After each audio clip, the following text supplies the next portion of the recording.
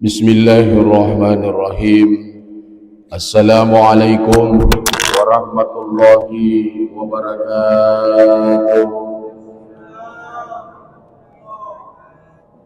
Alhamdulillahilladzi ahyana ba'dama amatana wa ilayhin nusyur. Ashhadu an la ilaha illallah wa ashhadu anna Muhammadan abduhu wa rasuluh. Allahumma salli wa sallim ala sayyidina Muhammadin wa ala alihi wa ashabihi ajma'in, amma ba'd. Faqad qala Allah ta'ala fi kitabihil karim, a'udzu billahi minasy syaithanir rajim. Bismillahirrahmanirrahim. Ala bi dzikrillahi tatma'innul qulub. Sadaqallahul azim wa ballaga rasuluhul karim wa nahnu ala dzalika minasyahidin wa syakirin. Hadirin wal hadirat sidang jemaah subuh yang sama-sama dirahmati, dimuliakan dan diridhai oleh Allah Subhanahu wa taala. Yang kami hormati Ketua Pengurus Masjid Agung Syekh Abdul Ghani Bantai dan segenap jajaran yang hadir, tokoh agama, tokoh masyarakat, ibu-ibu majelis taklim, komunitas penjual subuh Kabupaten Bantai yang hadir bersama-sama pada subuh yang ke-9 ini di bulan suci Ramadan. Mudah-mudahan Allah menghimpun kita kelak nanti di surga. Amin, amin, amin ya rabbal alamin. Hadirin wal hadirat sidang jamaah subuh yang dirahmati oleh Allah Subhanahu wa taala. Doa adalah kekuatan. Zikir adalah ucapan yang mulia di sisi Allah Subhanahu wa taala.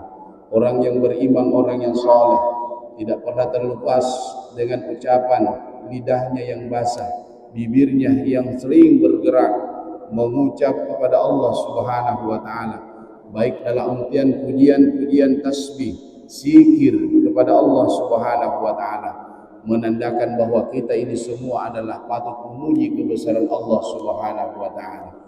Makanya di dalam Al-Qur'an dijelaskan, ala bi dzikrillahi tatmainnul qulub.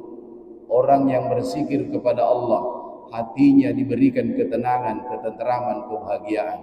Sungguh luar biasa ketika kita makhluk ciptaan Allah yang paling sempurna yang Allah ciptakan kepada kita semua. Ya, tidak ada kekurangannya. Maka kita diberikan lidah, diberikan bibir untuk bisa mengucap kepada Allah Subhanahu wa taala zikir dan doa-doa tasbih yang kita ucapkan. Olehnya itu tuntutan buat kita semua. Kenapa? Karena di dalam Al-Qur'an dijelaskan sabbaha lillahi ma fis samawati wa ma fil ardh.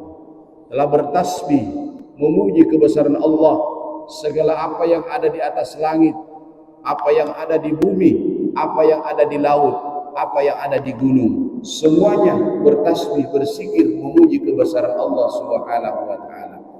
Kalaupun semut adalah makhluk tercipta yang terkecil di sisi Allah Subhanahu wa taala, yang kita kenal adalah yang sering di dalam Al-Qur'an, ya ayyuhan namlu dakhulu masakinakum, ketika Nabiullah Sulaiman alaihi salam menyampaikan kepada semut, wahai semut, masuklah kalian ke dalam tempatmu yang tersembunyi, karena para tentara dan bala tentaranya yang Sulaiman alaihi salam akan lewat di jalan ini, kalian pasti akan terinjak.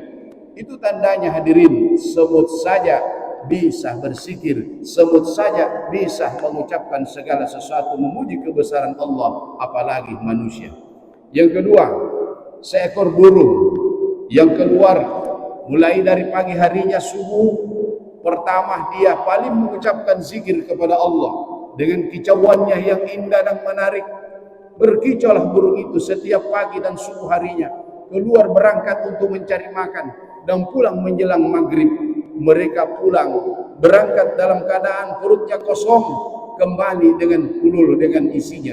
Itu menandakan mereka adalah zikir, tasbih dan ikhtiarnya yang tidak pernah lupa kepada Allah Subhanahu wa taala.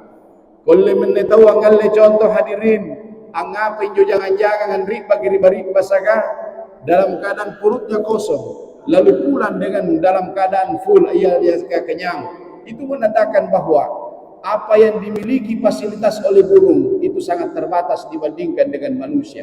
Manusia ilmunya luar biasa, pengalamannya luar biasa, kesalehannya luar biasa, sihirnya luar biasa. Lalu masih kita jumpai banyak manusia yang sibuk mencari dunia dan anda penolongan masa depan, anda penolongan ya. Bahkan sering kita mendengarkan masih banyak yang menderita kekurangan harta jiwa dan lainnya. Apa hadirin? Padahal difasilitasi oleh Ta'ala, hebat namamu. Apa yang kurang? Tawakal kepada Allah. Ini yang kurang hadirin. Kalau burung tawakalnya tinggi, kenapa? Karena setiap bangun dia sudah berkicau. Kicauannya burung itu adalah tasbih, zikir, memuji kepada Allah Subhanahu wa Ta'ala. Lalu kita bangun dari tempat tidur, maka kita selalu dikatakan berdoa, alhamdulillahilladzi ahyana ba'da ma amatana wa ilaihi nusyur. Jadi punang bau kirikatin doa, zikir ki, atin ki zikir ki. Intinya jangan pernah lepas lidah bibir kita basah menyebut nama Allah Subhanahu wa Ta'ala sebagai bentuk kekuatan, sebagai bentuk magnet dari pribadi kita, bahwa orang yang banyak berzikir kepada Allah Subhanahu wa Ta'ala akan diberikan ketenangan oleh Allah Subhanahu wa Ta'ala. Hadirin wal hadirat sidang jamaah subuh yang dirahmati oleh Allah Subhanahu wa Ta'ala. Kita sering berdoa. Ada yang mengatakan doaku belum dijawab. Doaku anda pada terima karena Allah Subhanahu wa Ta'ala. Ud'uni astajib lakum. Doalah kalian, berdoalah kalian, memohonlah kalian, ya, Allah akan kabulkan. Jadi pada prinsipnya tidak ada doa yang tidak diterima, semua dikabulkan oleh Allah. Maka kita wajib setiap harinya 5 kali sehari semalam berdoa. Makanya imam-imam salat fardu kita, salat rawatib kita, zikir subhanallah 33 kali, walhamdulillah 33 kali, Allahu Akbar 33 kali. Semua punya makna, semua punya keutamaan Bapak Ibu sekalian. Makanya pun ada bagi sembahyang lagi langsung indrik bersuruh. Bersama apa? Keutamaan orang yang berzikir, keutamaan orang yang berdoa kepada Allah Subhanahu wa Ta'ala. Karena itu sungguh luar biasa yang diberikan kepada hamba yang senantiasa bermunajat kepadanya. Hadirin sidang jamaah subuh yang dirahmati oleh Allah. Kapun nak bicara setahu doa dan zikir, ya, kita pasti kenal, kita pasti sering mendengar, membaca sejarah bagaimana yang dialami oleh Nabiullah Yunus alaihi salam yang ditenggelamkan masuk dalam perut ikan Zunnun. Zunnun, nun itu adalah ikan. Zun itu siapa? Nabiullah Yunus alaihi salam. Nabi Yunus alaihi salam berapa puluh hari di dalam perut ikan Zunnun, tidak makan, tidak minum. Benar kisah bicara masalah keutamaan yang zikir tasbih, tidak makan dan tidak minum, bahkan tidak makan pisang goreng. Tapi kenapa Nabiullah Yunus alaihi salam sehat, tidak kena penyakit kolesterol, asam urat, gula, padahal dia tidak makan. Ya singkatnya dia tidak kena penyakit mah. Kapuna tangan dari tahu sial lo sifat tang nataba minta penyakit mah. Ya mungkin pak lo sifat tang. Nabiullah Yunus alaihissalam bukan persoalan nabinya, bukan persoalan dia adalah Khalilullah, bukan persoalan dekat dengan Allah. Apa? Dia memuji kebesaran Allah, berzikir kepada Allah setiap pagi, petang, sorenya, malamnya, tengah malamnya, malam dan gelapnya. Di dalam perut ikan Zunnun tidak berhenti mengucapkan la ilaha illa anta subhanaka inni kuntu minaz zalimin. Nabiullah Yunus tidak makan, tidak sarapan, tapi tidak sakit karena dia tahu bahwa kelezatan kenikmatan berzikir, memohon kepada Allah jauh lebih nikmat dibandingkan dengan makanan dan minuman yang kita tuangkan masuk dalam lambung dan perut kita, Bapak Ibu sekalian. Hadirin sidang jamaah tarbiyah, sidang jamaah subuh yang dirahmati oleh Allah Subhanahu wa Ta'ala. Siapa lagi yang sering berdoa, yang sering berzikir, yang diberikan penyakit oleh Allah Subhanahu wa Ta'ala? Nabiullah Ayyub. Nabiullah Ayyub adalah sosok nabi, sosok nabi yang diberikan oleh Allah penyakit yang luar biasa, yang levelnya tidak ada samanya di muka bumi ini. Andre onia bete garinna Nabiullah Ayyub. Tetapi Nabi Ayyub apakah putus asa? Apakah dia menghindar? Apakah dia jauh? Tidak malah zikir? Nabiullah Ayub berzikir, anni mazzaniyad durru wa anta arhamur rahimin. Nabi Ayub zikir terus, berzikir memuji kebesaran Allah, karena dia tahu nikmat yang Allah berikan kepada aku selama puluhan tahun belum sebanding dengan penyakit yang Allah berikan kepada anda. Kunrarin Nabi Ayub gitu nampak beda ngacak di kunrarin mati murami pun ada ngalompo. Disitulah lesatnya, disitulah Allah melihat nikmatnya. Bagaimana hambaku ternyata berzikir mengingat kepada aku. Hadirin sidang jamaah subuh yang dirahmati oleh Allah, belum lagi kita kenal sosok Nabi Khalilullah, Nabiullah Ibrahim alaihi salam.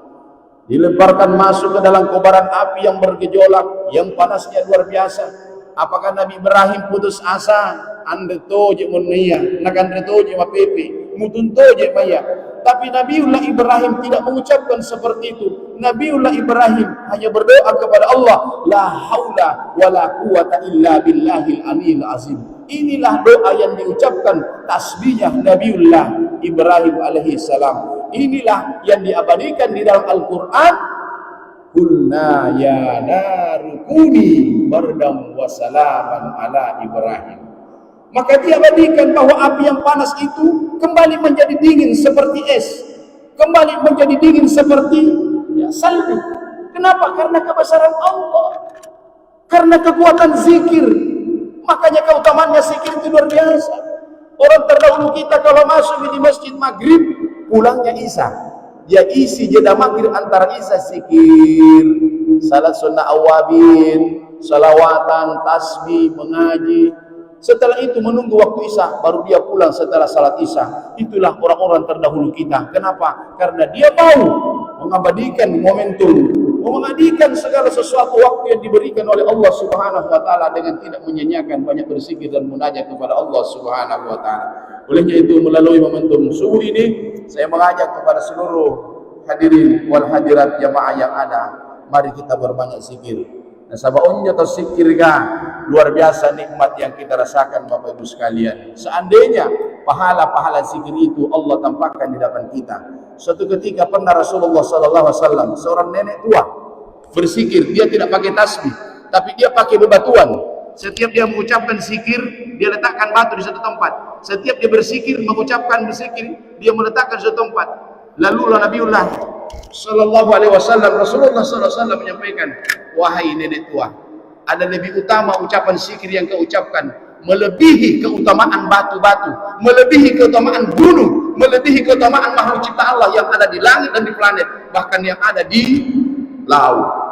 Lalu nenek ini berkata, apa itu ya Rasulullah? Yaitu ucapkanlah setiap harinya subhanallah walhamdulillah wala ilaha illallah wallahu akbar wala haula wala quwata illa billah. Zikir dan tasbih ini melebihi keutamaan yang ada di laut, yang ada di atas langit maupun yang ada di muka bumi ini.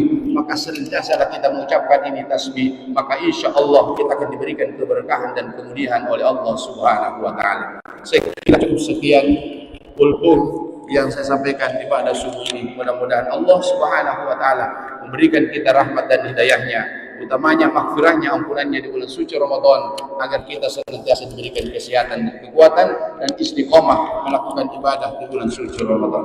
Wallahu muwaffiq ila aqwamit thariq, minallahil musta'an wa alaihi tiklan, billahi bisabil haq. Wassalamu alaikum warahmatullahi wabarakatuh.